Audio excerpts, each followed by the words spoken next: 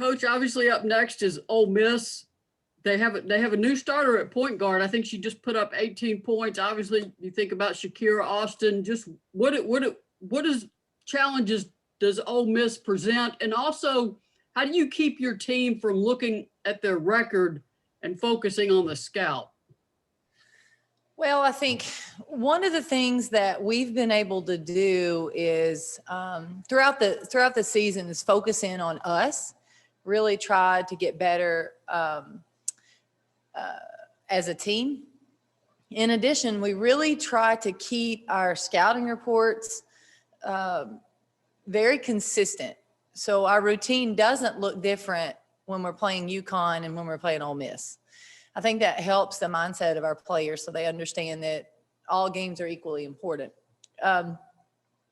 In terms of Ole Miss and what they do well, first off, they play really hard. I mean, they play really hard. They have a lot of really unique and really good schemes offensively, a lot of them.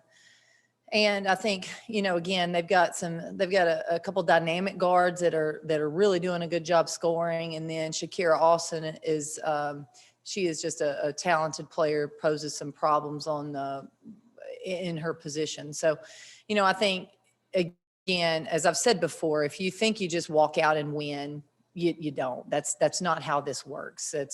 It's important that our players go out and understand that we need to play well. Howard. Coach, thank you for the time. When you look numerically at what you guys are year over year, there's been significant jumps, whether it's your defensive efficiency, your offensive efficiency, any number of areas. I'm wondering what, if anything, you see as the biggest jump that you're happiest with in terms of this season so far. For me, I think it's probably the defensive end, the numbers there. We've been more consistent. We've been more consistent with our rebounding numbers. We've trended up offensively. So those are all really good stats. So in terms of a numeric, finding one of those numbers that I'm most proud of, or most happy with, I think is really hard because I think they've all meant a lot. Probably the thing I'm most proud of is not the numbers. It's actually our mindset, and it's our attitude, and it's our growth of understanding what needs to happen, and a little bit more maturity in understanding how we need to play and what it needs to look like for us to be a good basketball team, and our ability to bounce back after losses. So to me, we've grown in so many areas, but sometimes the one that you can't quantify has been the one that's been the most important. Could I just follow up briefly on that? Because, again, when we think about this program, big picture, we think about it relative to Pat, relative to the legacy and tradition. It strikes me that comparing apples to apples in terms of where you are nationally is much harder to do during a time where there are significantly more programs that are investing in women's basketball. And so I guess I wonder, when you think about sort of writ large where you want this program to be, is it more about a mentality than it is about this number of wins or that number of championships? Right now, we have to have the growth in the locker room, on the court, in practices. We have to have that, because if we don't have that, the numbers won't matter in a year from now or in 2 years from now. You can't just look at numbers at this point. And obviously at some point we'll be where we want to be with everything else, and it's got to line up. But if we do all these other things, then we're going to be where we need to be. I really do believe that. I think right now our team is so confident about what we're doing and what we can do that we feel like we can beat anybody. And I think that's a good place to be in mentally with a basketball team. Thanks, Coach. Lewis. Kellie, kind of sticking with the big picture type questions here. with the wins against ranked teams that you all have had this year, with the past week and the success that you saw, nearly beating UConn, dominating Kentucky, do you feel like this team and this program is starting to turn into the vision that you had in mind when you accepted this job? Are you starting to see kind of a corner being turned? Yeah, I think we've been able to see it prior to the wins, and now I think everybody else gets to see it.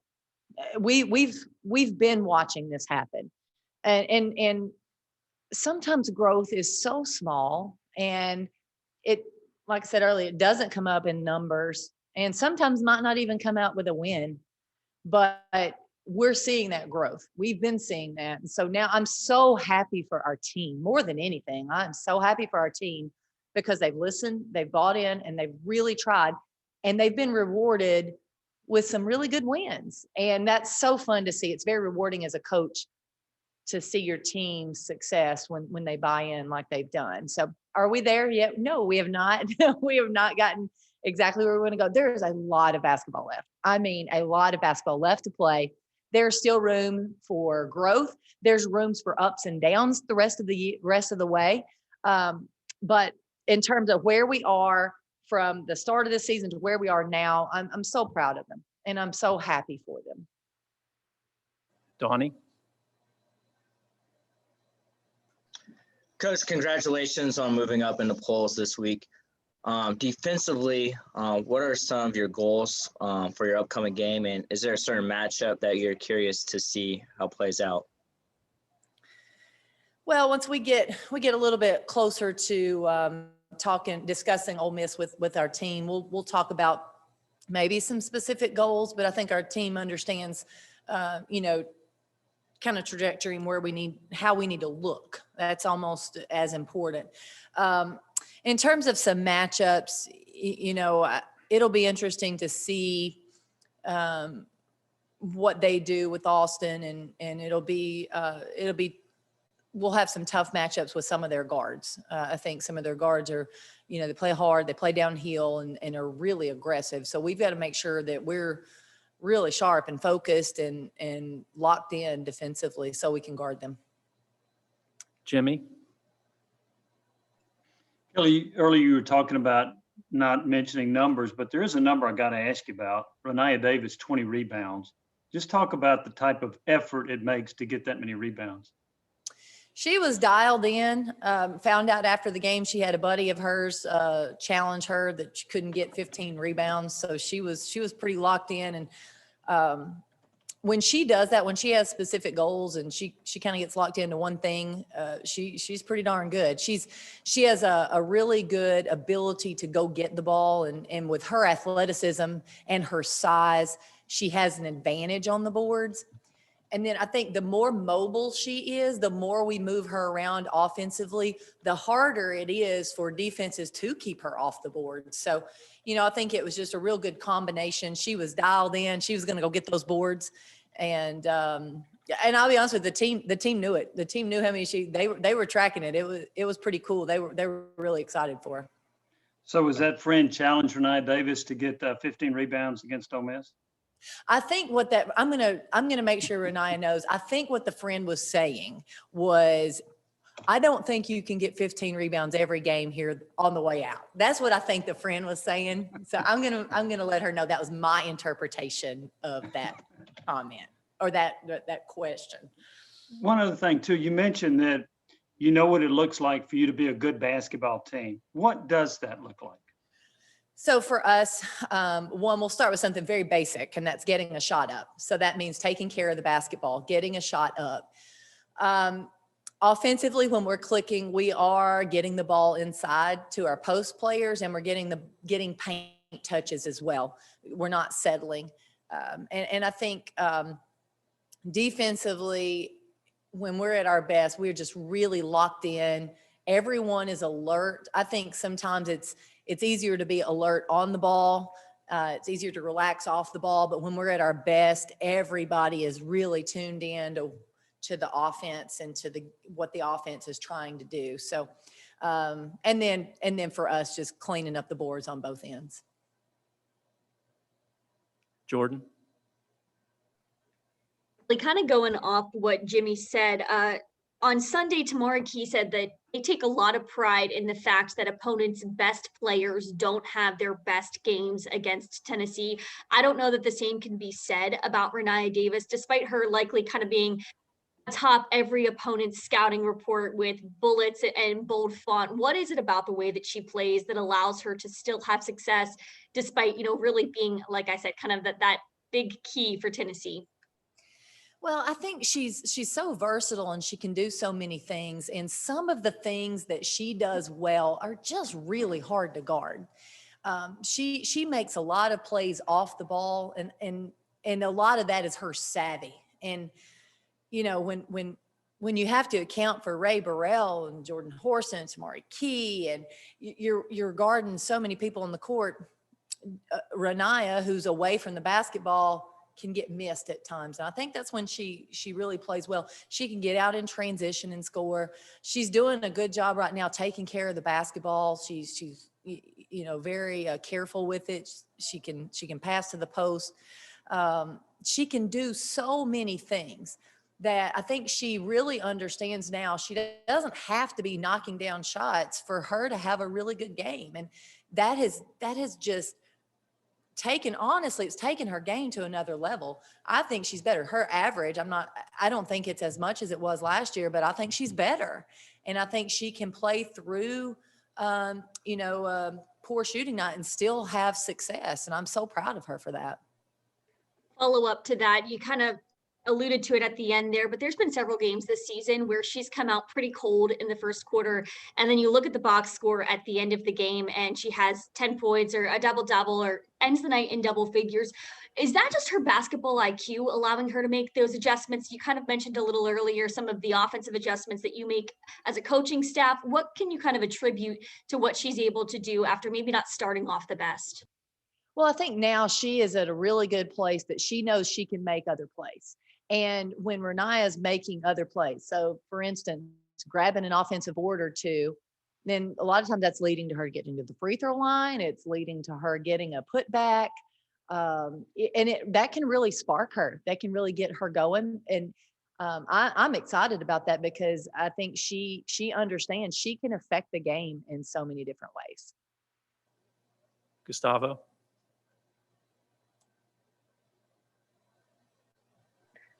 Coach, how do you see the development of the newcomers, in regarding this moment of the season? Like one example, I think Marta Suarez, I think she's playing really aggressive. How do you see the newcomers adapting this season? Well, I think they have really settled in now. I think they're feeling pretty good about what they need to do. Marta in particular, I think she's letting the game come to her a little bit better now, and her plus minus the last two games I think has been the highest on the team. So she's making a lot of plays. I think having her out there helps our spacing at times. Destiny Salary, I think, has come in and made some really good plays for us. I was really excited about her play in the UConn game, and I'm really proud of her. She plays hard. Her defense, we felt like she could be a really good defensive player in this league. And we've seen a lot of growth there defensively already. So we're really excited about her future. Tess Darby, with some early injuries, just didn't get the playing time early that she probably needed to be a little bit further along right now, but I tell you, she's practicing terrific. And that sometimes you just talk to the players that don't get a lot of minutes at any point may call your name. You've got to be ready to go. And I think she understands that, and really excited about how she's progressing in practice. It's not leading to minutes now, but you never know what's going to happen down the road. And it's been good for her. Maria? Coach, since you majored in math at Tennessee, the net ranking may be the one you're paying more attention to than, say, AP or Coach's Poll. You moved up to 13 today. How are you keeping an eye on that net ranking, or you've just got too many other things to pay attention to right now? Both, actually. I've got people reminding me where we are. I am trying to pay attention to it. It's not end all be all for me right now with what, planning practices and getting scouting reports ready. But I think just kind of tracking it and understanding how we're playing is we're seeing those numbers change, because I think as we move forward with the net, understanding how to move the net is important prior to a season. And, you know, because if that's what we're going to be utilizing, we need to know how it works. And a quick follow-up, since this is our chance to talk to you about Florida too. Obviously, you say Florida, you think of Lavender Briggs. They come in here. How important is it for these two next home games you've got to sort of, you know, hold serve on home court, because you got quite of a road stretch coming up? February, my bags will stay packed in February, I think. I think these games are really important. I think it's an opportunity for us to show some maturity and, you know, to come out and play and get better and enjoy being at home. You don't get these stretches that often that you're home 4 in a row. So hopefully our team will be locked in. I think we have to be to get wins. I really do. I think the SEC is so competitive this year. It really is.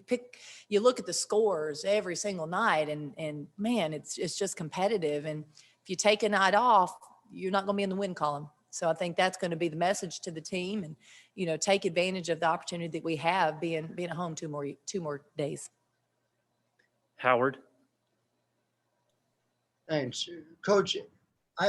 Just to sort of circle back to what we were talking about, to have back-to-back performances. I know you didn't get the win in UConn, but the defensive performance was, you know, among the best we've seen from this team, from this program for the past few years. And to follow that up by doing things like, you know, holding Ryan Howard to 3 for 14 from the field, I wonder, it's not Final Four winning championships laid out the way you talked about when you took this job, but that's an impossible thing to do in a week in January. Did it feel like this week in January was, let's say, the closest you've gotten so far to where you're looking to take this program? So I might be wrong on this, but I feel like our 3 best games that we have played all year were Alabama, UConn, and Kentucky, our last 3 games. And that's exciting for me that we're trending there now. And I think a lot of that had to do with the defensive effort in those games. And a lot of that had to do with our focus and our mentality. Our offensive execution and whatnot was pretty good the majority of those games. And we're not perfect, but I do think, you know, just trying to really think back, I do feel like we're trending up in the last 3 games, to be honest with you. So it's important that we don't just, you know, kick our feet up and say, yay, good job. We had 3 good games. No, that's not what this is about. And I do think the teams that, you know, are the top 5 or the top 10, they deal with this. You know, they deal with this every night. People are gunning for you because you are a top 5 team and whatnot. And I think we've, you know, we get that a little bit because we wear orange, but I also think we're getting it now because of how we played. I think, you know, people are looking at us and this team's playing well. We got to really get up for them. So I think it's a little bit different for our team than it has been the last couple of years. And, you know, I think it'll be a great opportunity for us. And just, I have one more if I could. Doing a piece on the best teams that have ever been. And obviously 98 is among the list. Very good choice. I'm hoping you could tell me why it should be 98 as opposed to, say, 1980 Old Dominion, you know, 2016 UConn. What's the case for you guys from 98? I mean, that point guard was pretty solid. I don't know. No, let me say, I think the thing about our team in 98 to me that was so good, first, if we had a chance to beat you by 20 points, we were going to beat you by 30. We had the ability to really kick you when you were down. And we were really explosive. We could take a 6-point lead in 1 minute, be up 15. We were really explosive. And I thought we were really complete, that we could do, you could really shut people down with your defense. And I mean, really terrorize people. You know, we had some great defensive players, not including me. I was not one of those. I was one, you know, stay out of the way of the really good ones. And then offensively, we just had so many different people that could score. It was just next to impossible to guard. And, you know, I felt like we played hard. We got energy from making plays off each other. And I don't know, we were just so explosive. That's, to me, why we were different than so many other teams. Thank you. Okay, we'll take 3 final questions. It'll be Lewis, Jimmy, and then Jordan. Kelly, a bit off topic here, but a year ago, Kobe, his daughter Gianna, and 7 others died in a helicopter crash. And you all were one of the few groups of people that were actually playing a basketball game when it was happening. I think the news actually came down in the third quarter of that game. Do you remember speaking to the team at all about like giving them a message of some kind, or just reflect on that day at all since then? We haven't talked a lot about it since, but that we were actually, some of us were just talking about it a few minutes ago, how that went down and how hard it was on our team to hear that. We had just won a big game. We had just beaten LSU on our court, and we were so excited. The girls were so excited coming into the locker room, and we literally could not enjoy the win. We could not. It was very difficult to hear that news, and just didn't seem real. You know, it really still doesn't seem real. And, you know, I think unfortunately, it's still just a reminder of our time is short, and, you know, there are no guarantees. And it's not about basketball, but it's about living your life every day, because you don't know what tomorrow holds. You have no idea. And, you know, I think it was just unfortunate. You don't want those reminders, but that's what we tried to look at it as, is just a reminder of go out and be the best you can be, and live your day, live it, and enjoy life, because it's just too short.